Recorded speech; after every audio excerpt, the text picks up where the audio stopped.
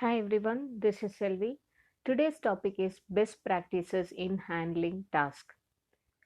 We all are aware of the information that task is the lowest level of work item that is available in the hierarchy. Team members work on user stories, which are the parent of task, and they implement the functionalities with the help of user stories. And for day-to-day basis, these tasks are really helpful in managing and understanding the blockers and understanding whether we are on the right track or not only for the team, for the entire stakeholders list. So now these tasks are very important that we are aware of now, but how to manage these tasks with some best practices. So let's start with how are we going to create the task. Task creation is a very important activity and it is performed as part of the sprint planning. In sprint planning, we have something called as task breakdown. What we will be doing it here after we know that these are the set of user stories we are going to work on this sprint. As a team, we will be coming up with the list of tasks that need to be added inside each and every story. Then the respective owner will assign their name and add the planned effort that is required for the task completion. Now, this activity is performed as part of sprint planning. How to optimize this activity? We have one option for this. We all know that certain tasks are repetitive.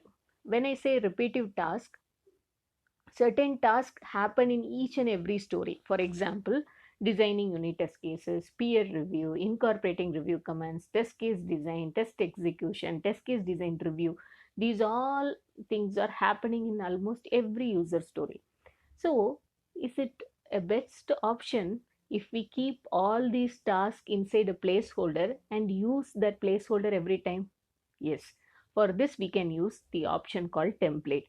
In most of the tools today, whatever we use, whether it's Azure DevOps or Jira, we have something called as a template creation. What is this template creation all about? Create a template. First, create a placeholder. Create a placeholder and add all the tasks which are commonly used and keep this placeholder as a template. Call this as a template. And whenever product owner is creating user stories, he or she should use this template. What will happen? Automatically, these user stories will have all these tasks inside it. And it becomes very simple now for the team. They have all these basic tasks available inside that, just to go ahead and add the assignee plus the planned effort. And in addition to this, definitely few more tasks will get added. This is only the common task list, right? Let them add that according to that user story what they are working. But at least the common tasks are already available. This will help them to save some time, which will be going on in repeatedly adding the task which they are aware of, that every user story will be using it. So this is one option which is called as usage of template in user stories, which holds all the common tasks. What is the next option? The next option is, whenever team is working on the task, they should always use the tagging option. How come this tagging option is used? Tagging option is used in places, for example, I want to say to some of my team member that tomorrow they need to support me. I want to give them a heads up. I can very well tag them and say, I no need to wait till the next day morning stand up to inform them, hey, I need your time.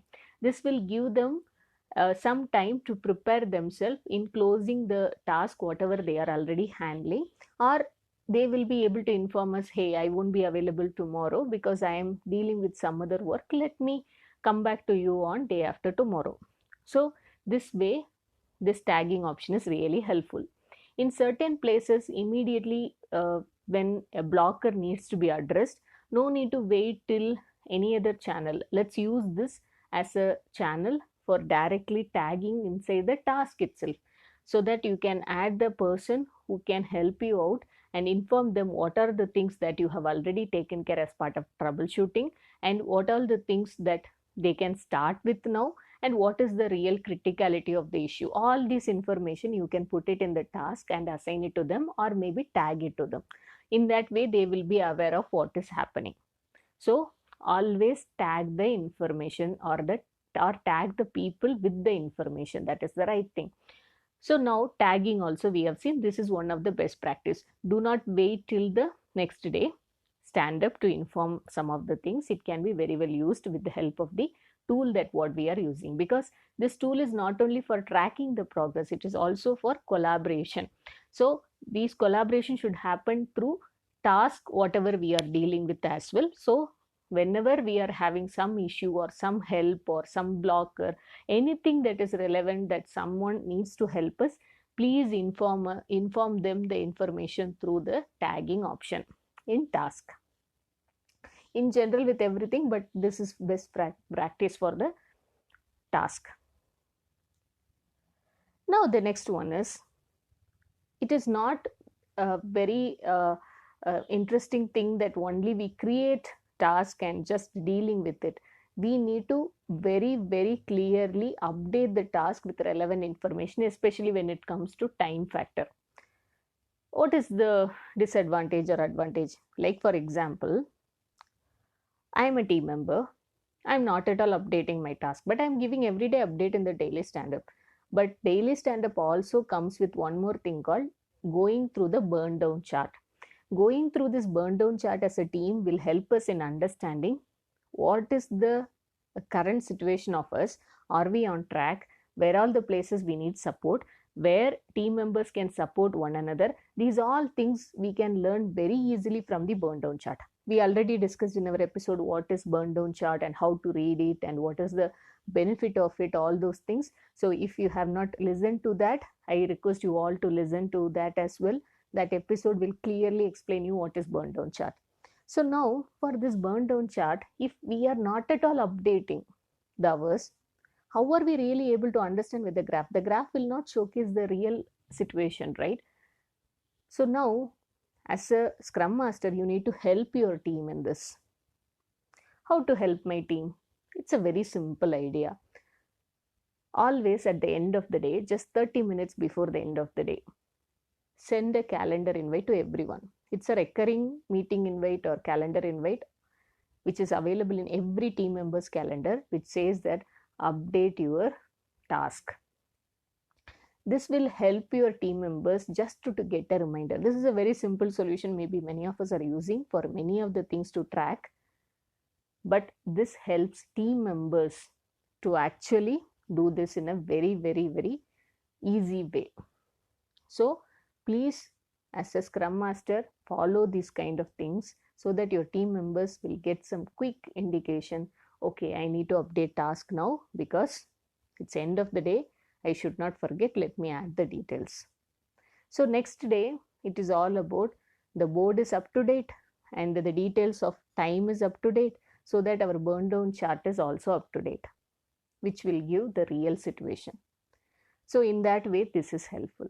So this third option is all about sending a reminder or sending a calendar invite to all the team members so that they are getting a heads up to update the task details.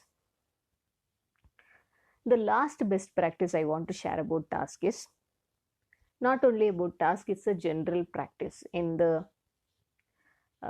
any tool, whatever we are using. Okay, what is this option is, for example, there is a user story. This user story is being worked by at least 3 to 4 people: tester, developer, designer. Many people are working on this. Always use the option watchers list. There is an option for watching this particular work item. What is the advantage of this? Even though I am just a tester, maybe every time whenever there are changes happening with respect to task, I will be getting to know what is happening in that. So it is something like you are actually interested in this particular work item because you are also going to be part, or already you are part of that. This is not only for tester developer, it is for everyone. If someone is designing or someone is completing the testing, someone is completing the development, you will be getting to know what is happening. So in that way, this is helpful.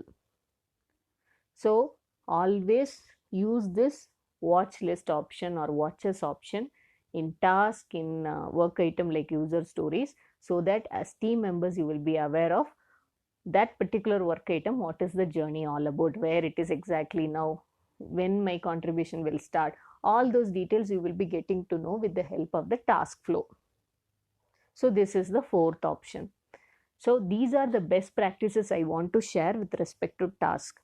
So task is the lowest work item, lowest level of work item that is available in the hierarchy. It is very important as a scrum master, as a team member, how are we actually managing this task so that it is really beneficial. Because task is not a kind of overhead item, it is really a beneficial item for the entire team and the stakeholders. So it's very important we follow these kind of best practices, like sending a reminder for updating the task, have the template when creating every user story so that you have all the common tasks available already in the user story.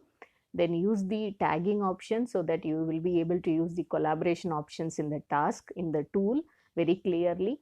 And fourth one is use the watch list or the watches option so that you will get to know what is happening with respect to other tasks which actually you are interested, that is being worked by other team members, so you'll get to know frequently the information. So this episode would have helped many of you in understanding how well you can manage a task. And thank you everyone for listening. Happy learning and stay tuned.